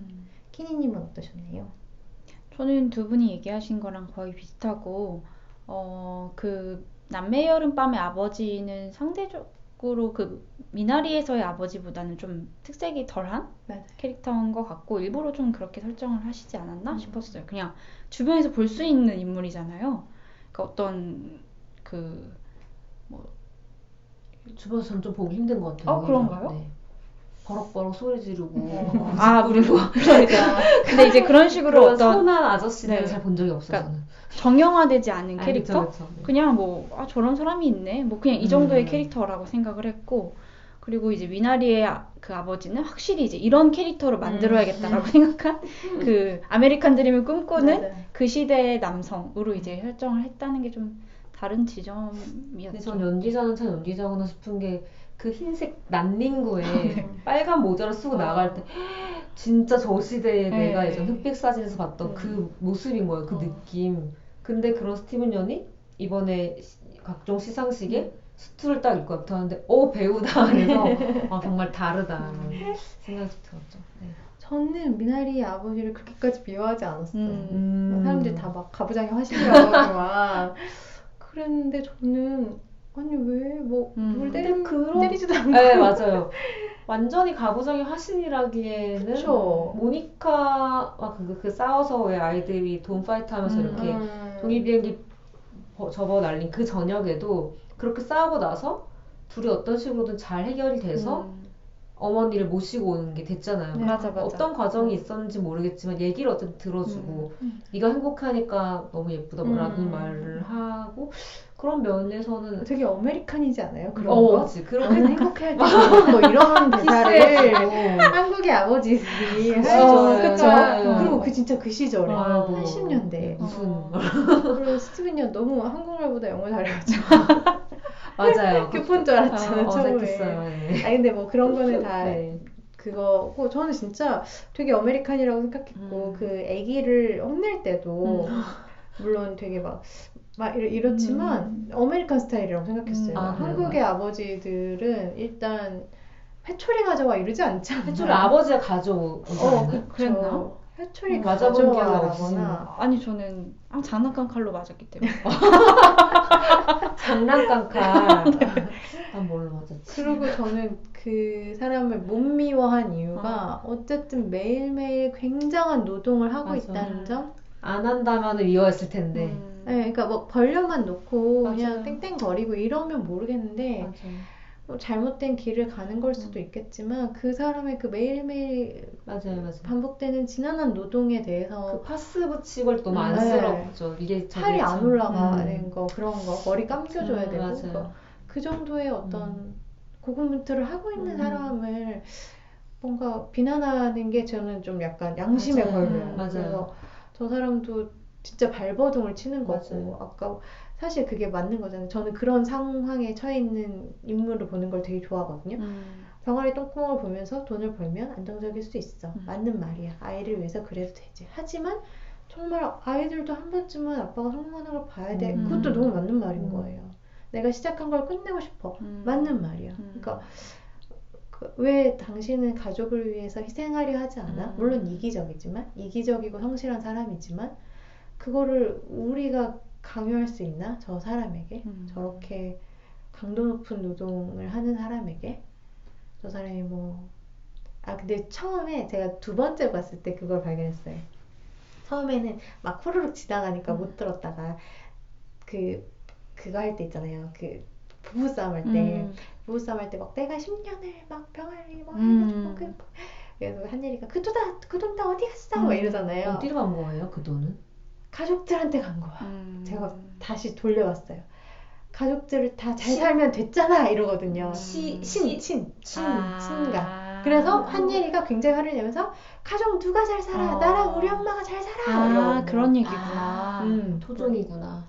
그래서 제가 그때 그렇게 해서 돈을 날리고 그래서 다른 사람들이 다 잘 살아서 괜찮잖아 이렇게 하더라고요. 그래서 거기서 약간 내가 생각한 것보다 조금 더 골 때리네? 그렇다면 약간의 연민이 그렇다면은 그러게 엄마는 지금 미국까지 딸 때문에 고춧가루 발효를 해서 조금 사실은 전 재산을 다 정리하고 오셨겠죠. 여기서 그럼요. 다 모든 걸 다 하겠다는 생각을 하고 오셨을 거예요.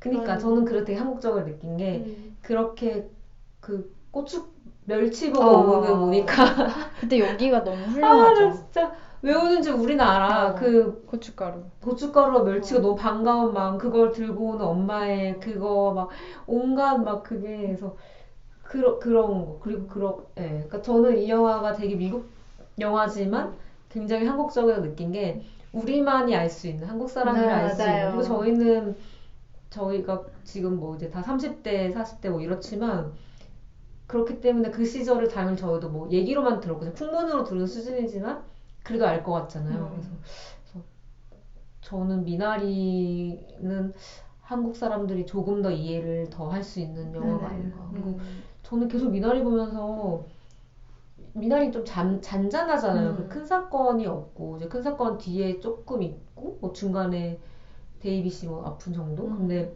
저희 아버지나 어머니가 보면 되게 좋아할 것 같다는 생각이 들었거든요. 그러면서 난데없이 그 국제시장이 좀 떠올랐었거든요.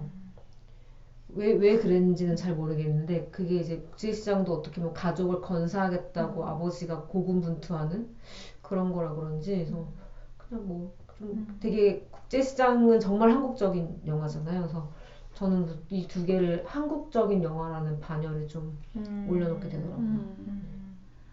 근데 그 말씀하셨듯이 이제 고춧가루 이런 장면이 정말 한국인이 아니면 모르는 장면이잖아요. 멸치보고 왜 울어? 밤 깨물어주는 거. 그리고 한약. 이거 짜는 거 너무 오랜만에 봤어 진짜. 그러니까 그거를 미국인들이 보고 재밌을까라는 뭔지는 알까? 이런 생각이 들기는 하더라고요. 그리고 저는 한예리의 연기가 미국에서 그렇게 그 얘기가 안 된 것도 좀 이렇게 내면으로 몰라서 그래.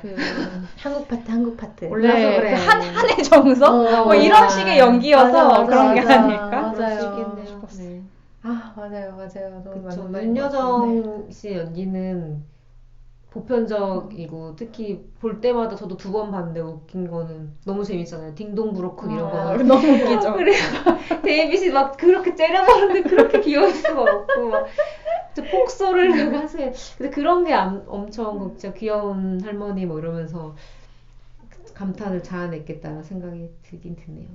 저는 그 할머니 캐릭터를 되게 이런 쪽으로 보자면 잘 균형을 맞췄다고 생각해요. 어떤 부분에서는 굉장히 한국 할머니 같은 그런 고춧가루, 멸치, 밤 이렇게 해서 주고 고스톱 주고 막 이런 거를 보면은 되게 한국 할머니 같은데 생각해 보면 한국 할머니들은 다들 밥에 목숨을 거시는 분들이란 말이에요.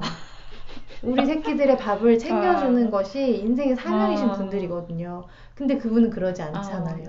데이빗 말하는 게 맞아요. 진짜 할머니 같지 않다. 진짜 한국 할머니 같지도 않아요. 그러니까 그래서 그거가 굉장히 잘 이렇게 뭔가 균형을 잘 맞춰서 이 사람들이 보기에는 저 뭐야 뭐 이런 것도 좀 덜하고 그리고 저는 그 프로레슬링을 즐겁게 보시는 게 너무 재밌더라고요. 아니 그 장면이 하필 그 십자가 이고 가던 폴에서 이어져가지고 어머 저 근육 봐. 맞아. 뭐야 저게 지금 저 할머니 오라는데 알고 보니 저 할머니 뭐라는 거야? 그래서 데이빗이 다친 것도 그거잖아요. 옷 챙겨주려는데 그거 보고 있느라 혼자 꺼내. 맞아. 그것도 너무 한국 할머니가 아닌 거야. 그러니까 한국 할머니들은 당장 가서 우리 손주가 이거로 꺼내서 깨끗하게 해서 이렇게 해주는. 그리고 한국 할머니들은 그 프로레슬링 보시면서 저 다 큰 사람들이 빤스 많이 입고 나와가지고 좀 순하다. 맞아요. 엄마는 여자 순하죠. 싸우고 뭐하는 짓이냐 그쵸, 그쵸. 이러시는데 맞아. 너무 맞네. 독특한 재밌었어요. 캐릭터시고 네. 그러면서 또 막 그 뭐 옷장 막 이렇게 하는 거라든지 그건 진짜 한국적이죠. 그런 거 너무 네, 한국적이잖아요. 맞아요. 저걸 이해는 하나? 저기 뭔지는 맞아, 아나? 맞아. 그런 생각도 되게 들었어요. 근데 그 저는 미나리를 이제 한국적인 영화라고 그런 면에서는 되게 한국적인데 저는 굉장히 미국 저도 이쪽에 동의합니다. 네, 생각했어요. 전체적으로 굉장히 기독교적인 영화고 이름도 다 이삭. 이삭 감독이 제이콥이 야곱이고 폴, 바울 난리 났어 지금. 그러네요. 근데 그러고 제가 그거를 따져보고 난 다음에 정말 남성 중심이다. 아까 우리 얘기한 거랑 비슷한 건데 아이작이 그 자기를 데이비스는 또 그 다윗 쪽이잖아요. 그래서 그쪽 이 인물 남자들의 인물에 이 성경의 이름이 다 들어갔다는 게 그 새삼스럽더라고요. 모니카, 앤, 숙자 다 성경 이름이 아니거든요. 그러니까 이쪽이 그러면 뭐 한국이고 이쪽이 미국인가 이런 생각도 들기도 했고 그래서 전체적으로 그런 기독교적인 세계관에서 해석할 수 있는 여지가 굉장히 많은 영화이고 그리고 뭐 어떻게 보면은 뭔가 그거 있잖아요. 카우보이 그러니까 개척 황무지 개척하는 그 옛날 미국 영화의 뭔가 계보를 좀 잇고 있는 개척하는 어떤 남성의 그 성공기 실패기 막 이런 거잖아요. 그래서 되게 어떻게 보면 미국적인 영화라는 생각이 좀 들긴 했어요. 저는 그 미국적이라는 게 이런 지점도 있고 정말 그 아메리칸 드림에 대한 영화다라고 느꼈거든요. 그래서 저는 그 영화 보고 누가 어땠냐라고 물어봤을 때 딱 미국 영화야 이렇게 대답을 했었어요. 네. 왜냐면 아메리칸 드림은 우리나라에 없는 거니까. 그렇죠. 네. 그 사람들이 가장 흥미로워하는 것이니까 우리나라는 가서 그냥 고생하고 그런 거니까. 이제 약간 다른 얘기지만 거기서 할머니 윤여정 씨가 순자잖아요. 네네. 근데 정말 그 이름이 왜 어떻게 지었는지 모르겠지만 가장 흔했던 이름이기 때문에 할 텐데 제 기억에는 그 황정은 작가의 연년세세에도 순자에 대한 그 챕터가 있거든요. 그래서 그 이름도 아까 이제 말씀하셔서 그 산도님이 생각한 거는 되게 남성적인 영화다라는 그런 거였다면은 저는 그 순자라는 이름을 택한 정의삭 감독이 허투루 이름을 짓지 않았다는 생각이 좀 들고 앞서서 우리가 그 순자 할머니에 대한 캐릭터 얘기를 할 때도 어떤 면은 굉장히 한국적이고 어떤 면은 되게 미국적이고 그렇기 때문에 영리한 캐릭터 모두에게 약간 사랑받고 매력적인 그래서 되게 진짜 영리한 연출을 시나리오를 쓰고 영리한 연출을 했다라는 생각이 좀 드네요. 이 두 영화가 굉장히 자전적 얘기를 쓴 영화잖아요. 네. 근데 이런 영화들이 왜 이렇게 다른 사람들에게 이런 깊은 감동을 주는지 저는 그거에 대해서 좀 요새 궁금하더라고요. 저도 똑같이 적어놨어요. 이게 약간 미시에서 거시로 연결되는 얘기고 한 가족의 어떤 한때를 보여줄 뿐인데 그죠? 전 세대가 자기의 어떤 과거 현재를 막 끌어내고 막 이런저런 담론이 막 나오고 막 인간의 성장과 삶을 막 생각하게 되는 거잖아요. 그래서 되게 명작이라고 생각하거든요. 근데 이게 뭘까? 이게 주는 감동이 뭘까? 이런 생각이 저도 들었거든요.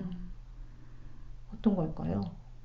근데 이게 이제 제가 재작년에 벌새란 영화를 너무 좋아해서 정말 많은 인터뷰를 읽고 공부를 했는데 김보라 감독님도 이 얘기를 내 얘기지만 가장 보편적인 얘기로 만들기 위해서 굉장히 노력하셨다는 얘기를 많이 들었거든요. 근데 그 과정이 이렇게 다른 사람한테 보여주고 어떻게 느껴지냐 해서 계속 피드백을 받고 이런 과정이었다고 했는데 그래서 이 두 영화는 그런 지점에서 어떻게 시나리오가 완성되는지도 좀 궁금했고 이 얘기를 이 시나리오를 윤여정 선생님한테 윤여정 선생님이 처음 봤을 때 이거 얘 얘기니? 라고 물어보셨다잖아요. 네네. 그러니까 이런 이 사람의 이야기를 이렇게 이제 받는 배우도 좋아하고 관객들도 좋아하는 이유가 좀 궁금해요. 어떤 식의 뭐라고 해야 되나 말이 생각이 안 나네요. 어쨌든 어떻게 그렇게 되는 건지.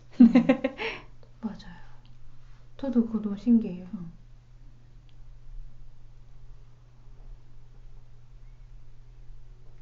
가장 보편적인 뭐 맨날 그런 하는 말들 있잖아요. 뭐 가장 예. 보편적인 것이 가장 특별한 것이고 여기 뭐 썼습니다.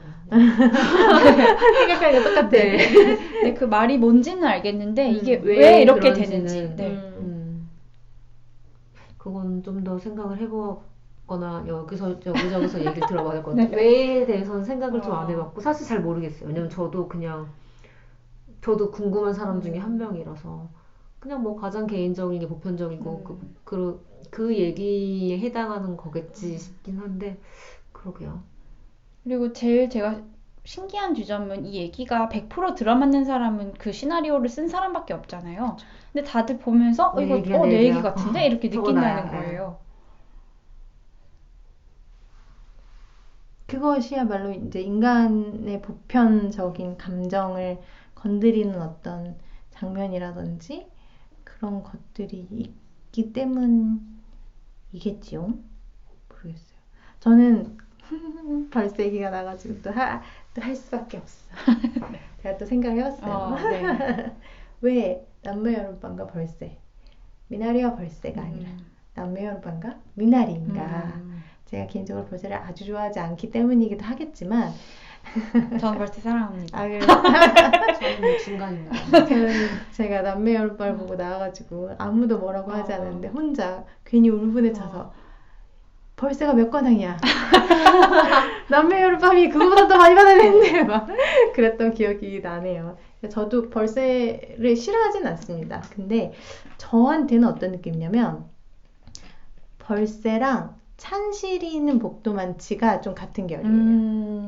어떤 면에서 그러냐면 네. 영화를 봤을 때 이 감독의 자의식이 굉장히 강하게 다가오는 영화. 저는 사실 벌새가 보편적이라기보다는 굉장히 감독이 지향하는 바, 감독이 생각하는 바 강렬하게 들어가 있다고 생각하거든요. 그게 좋다 나쁘다를 떠나서 그런 영화라고 생각했어요. 찬실의 복도만치도 되게 굉장히 즐겁게 봤지만 다 보고 나서는 이 감독님 자의식 굉장하시다. 그래서 그때 제가 진짜 그런 생각을 이게 되게 굉장히 한국 영화계에서 자의식이 강하고 그것을 영화에 밀어붙일 수 있는 여성 감독들이 이렇게 나오는 게 되게 좋은 일이다라고 생각을 했어요. 제가 그것을 좋아하고 안 하고를 떠나서. 그래서 저는 저 안에서는 벌새랑 찬실이가 같은 집합이고 남매랑 미나리가 같은 집합인 거예요. 어떻게 보면은 조금 더 영화화됐다고 해야 되나? 자전적인 얘기지만 이거는 그냥 저한테는 영화, 자의식이 들어간 게 아니라 자전적인 이야기가 들어가 있는 영화. 그런 좀 차이가 있어요, 저는. 자전적과 자의식의 차이인 건가요? 네, 그러니까 어떤 뭐라 해야 되지? 잘 짜여지고 극화되고 영화라는 형식 속에 잘 직조되어 있는 완성도 있는 이야기로 다가오고 벌새랑 산실이는 뭐랄까 이렇게 저희가 느끼기에는 요철이 많고 어떤 그러니까 잘 짜여졌다기보다는 되게 요철이 많은데 그 요철들이 왜 생겼냐? 감독이 반드시 이 장면을 넣고 싶었기 때문에 네. 그런 것에서 이제 자의식이 자꾸 이제 발현이 되는 제가 느끼기에는 아무래도 저는 남매 여름밤 파인 것 같습니다. 그랬습니다. 네. 저는 이 얘기를 들으니까 좀 이해가 가는 게 저는 남매 여름밤과 미나리가 좋은 영화라고 느꼈는데 그쵸. 네, 내 얘기다 막 인생의 영화다 이러진 않았어요. 그냥 잘 만들어진 영화네 이랬는데 벌새는 어떻게 이런 영화가 있을 수 있지? 내 얘기를 왜 누가 하지? 그러면서 너무 충격받았거든요. 그런 게 좀 그렇게 엄청 좋아하셨잖아요. 네.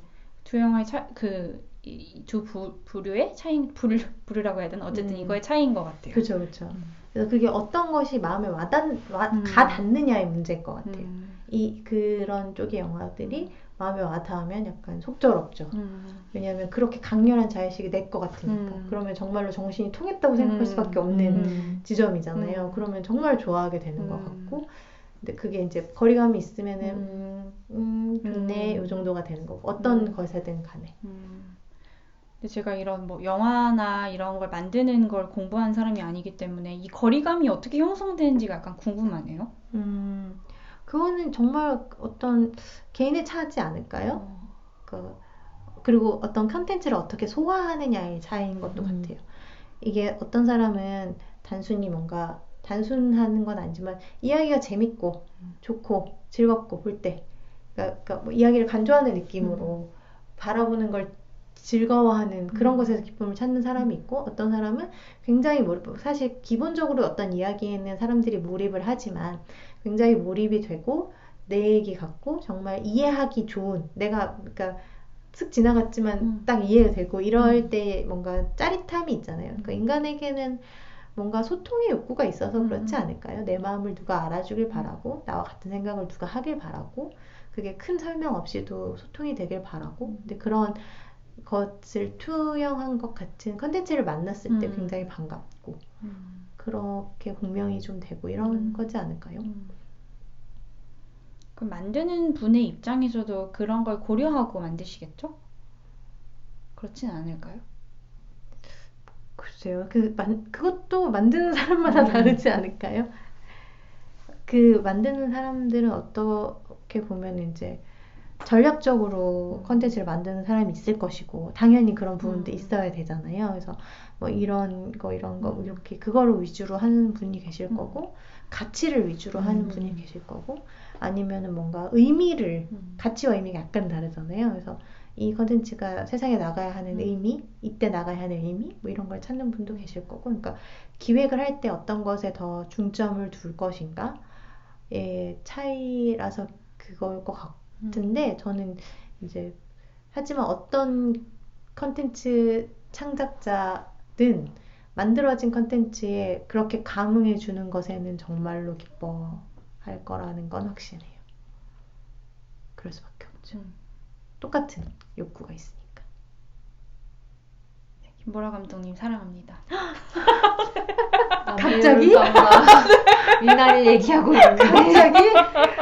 자존상이 윤담비 저 정상을 외쳐야 되는데 윤담비 이름 더 많이 외쳐줄 거야. 윤담비 이제 슬슬 정리를 하면 어떨까요? 네네. 그래서 뭐 더 이제 하시고 싶은 마지막 얘기 같은 건 없으신가요? 저는 그냥 좋은 영화 감사하다. 네. 되게 끝내고 싶구나. 저희가 1시간 40분 얘기했기 때문에 그러니까요. 지금 기억과 꿈 이거 안 했지만 넘어가겠습니다. 하고 싶은 얘기. 네. 마지막은 제가 생각했어요. 미나리가 들어간 맛있는 음식을 하나씩 얘기하고 끝내죠. 미나리는 저는 그 영화를 보기 전부터 미나리라는 얘기를 들었을 때부터 무조건 등촌 샤브 칼국수입니다. 미나리는 무조건입니다. 등촌 샤브 칼국수 볶음밥 꼭 드시길 바랍니다. 예. 키니는요? 저도 먼저 얘기를 하셔가지고 등촌은 아주 좋아하고 내일 무슨 미나리 쭈꾸미 파스타라는 걸 해먹기로 했는데 맛있을지 모르겠지만 봄요리야. 맛있을 것 같으니까 해먹어 보시길 바랍니다.